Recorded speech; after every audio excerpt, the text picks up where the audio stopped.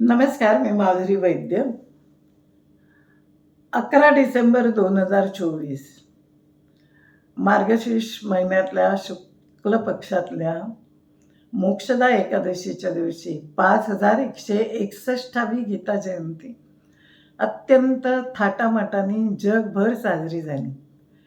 कुरुक्षेत्र, ज्या कुरुक्षेत्रातल्या युद्धभूमीवर ही गीता सांगितली गेली, जो श्रीकृष्ण अर्जुन यांच्यामधला संवाद आहे, 700 श्लोकांमध्ये हा संवाद झाला आहे आणि तो श्रीकृष्णाने अर्जुनाला केलेल्या उपदेशा संबंधितले श्लोक आहेत. त्या ठिकाणी 1800 मुलांनी त्या दिवशी गीता पठण केलं आणि ते 1.5 करोड लोकांनी ऐकलं, बघितलं. ब्रह्मा सरोवर, अन्निहत सरोवर ही सनातन हिंदू धर्मियांसाठी अत्यंत पवित्र असणारी 2 सरोवरं. त्या सरोवरांमध्ये स्नान करण्याचा आनंद त्या दिवशी सर्व गीताप्रेमियांनी, गीता भक्तांनी घेतला.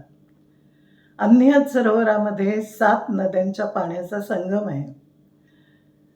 भोपाळमध्ये तर 5000 लोकांनी एकत्रित येऊन, त्यामध्ये आचार्य आहेत, विद्यार्थी आहेत, अशांनी सामूहिकपणे भगवद्गीतेच्या 3ऱ्या अध्यायाचं पठण केलं, जो कर्मयोग अध्याय आहे.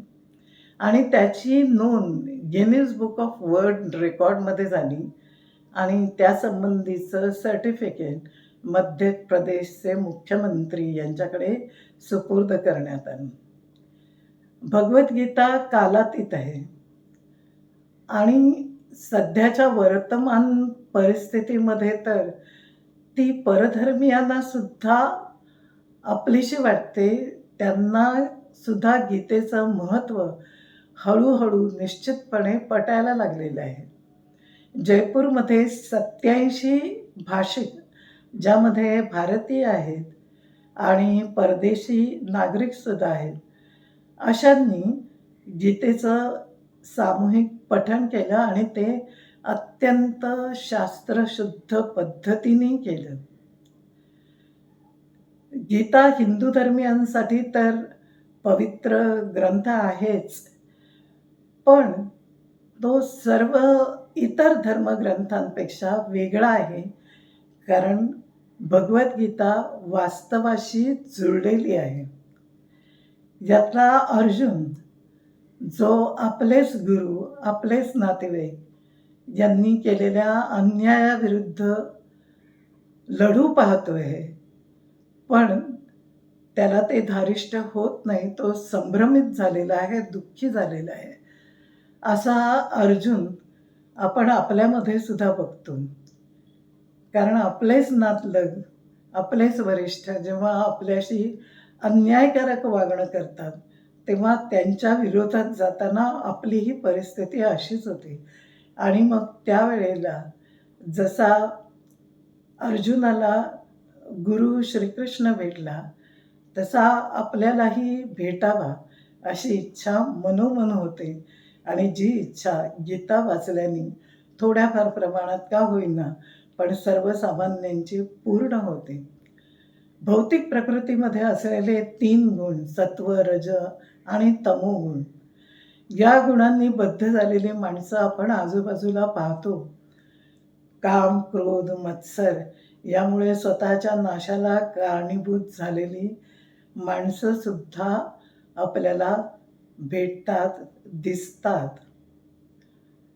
अगदी खाण्यापिण्याच्या बाबतीत सुद्धा सत्वगुणी माणसांचं आहार, त्यांचा विहार, रजोगुणी प्रकृती आणि तमोगुणी प्रकृती, या सगळ्यांचे आहार विहार सुद्धा आपल्याला पटू शकतात, कारण ते तसेच असतात. जेव्हा आपण एखादं कर्म करतो तेव्हा ते कृष्ण भावनेने करावं आणि फळाची अपेक्षा ठेवू नये, असं गीतेमध्ये सांगितलं आहे. अर्थात कृष्ण भावनेने कर्म करणं आपल्याला समजू शकतं, पण फळाची अपेक्षा न करणं हे आपल्याला करणं थोडं सर्वसामान्य लोकांना कळत नाही.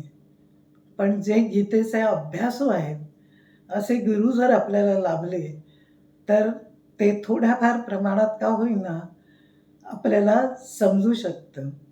गुरुपरंपरेमुळेच गीता आपल्यापर्यंत पोहोचली आहे.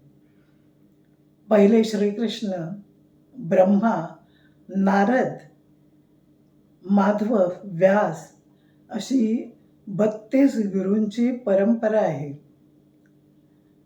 ज्ञानेश्वर माऊली यांनी तर वयाच्या 15व्या वर्षी गीता तर समजून घेतलीच, पण त्या संस्कृतमधल्या भगवद्गीतेचं त्यांनी मराठीत त्याच्यावर भाष्य केलं. ज्यायोगे ते सर्वसामान्य लोकांनाही समजावं, कारण संस्कृत समजणं सर्वसामान्यांना त्या काळात आणि आत्ताच्याही काळात थोडं अवघडच आहे.